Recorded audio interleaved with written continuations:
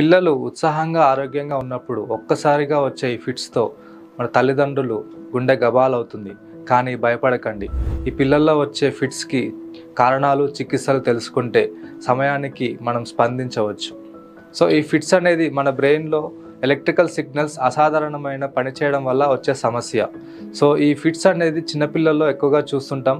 So febrile scissors అంటే జ్వరంతో వచ్చే ఫిట్స్ ఎక్కువగా చూస్తుంటాం. సో ఈ ఫిట్స్ అనేది కొంచెం సేపు మన శరీరాన్ని అన్కంట్రోలబుల్ సిచ్యువేషన్స్లోకి నెట్టేస్తుంది.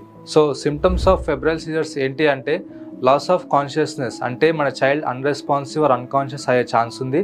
And loss of bodily movements and arms and legs stiffening and shaking, jerking movements కూడా చేయొచ్చు. అండ్ ఐ రోలింగ్, మన ఐస్ అనేది ఇట్లా పైకి రోల్ చేసి ఉంచవచ్చు. బాడీ కంట్రోల్ లాస్ అవ్వడం అండ్ డ్రూలింగ్, వామిటింగ్ చేయడం. అండ్ ఫిట్స్ తర్వాత మెయిన్గా చిల్డ్రన్స్ ఎక్కువగా నిద్రపోవడం అండ్ అలసటగా ఉండడం కూడా జరుగుతుంది. సో ఈ ఫెబ్రైల్ సీజర్స్కి కామన్ కాజెస్ వచ్చేసి జ్వరం, high temperatures in 6 months to 5 years old చిల్డ్రన్స్లో ఎక్కువగా చూస్తుంటాం.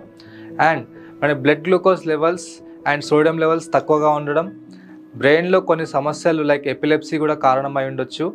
అండ్ అలాగే brain infections like meningitis and encephalitis, family history of febrile seizures. So ఈ ఫిట్స్ వచ్చినప్పుడు తల్లిదండ్రులు తీసుకోవాల్సిన జాగ్రత్తలు ఏంటంటే బిడ్డని ఒకవైపు తిరగబెట్టి పడుకోబెట్టిన తర్వాత మిడాజోలం అనే ఒక స్ప్రే ఉంటుంది. ఆ స్ప్రే తీసుకొని మన 2 శ్వాస రంధ్రాలలో 2 puffs స్ప్రే చేసిన తర్వాత ఫిట్స్ అనేది కొంచెం సేపు అయినాక తగ్గుతుంది. తగ్గిన వెంటనే జ్వరం ఏమైనా ఉంటే పారాసెటమాల్ ఇవ్వాలి.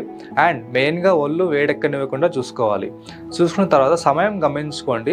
5 నిమిషాల కంటే ఎక్కువగా ఫిట్స్ ఉన్నట్లయితే మీరు వెంటనే హాస్పిటల్కి తీసుకెళ్ళాలి. సో ట్రీట్మెంట్, ఫెబ్రైల్ సీజర్స్ అర్థమే జ్వరంతో వచ్చే ఫిట్స్ కాబట్టి ఫస్ట్ మనం జ్వరాన్ని తగ్గించుకోవాలి. పిల్లల్లో సీజర్స్ అనేది రిపిటేటివ్గా ఉంటే కనుక న్యూరాలజీ నిపుణుల సలహా తీసుకోవడం చాలా అవసరం.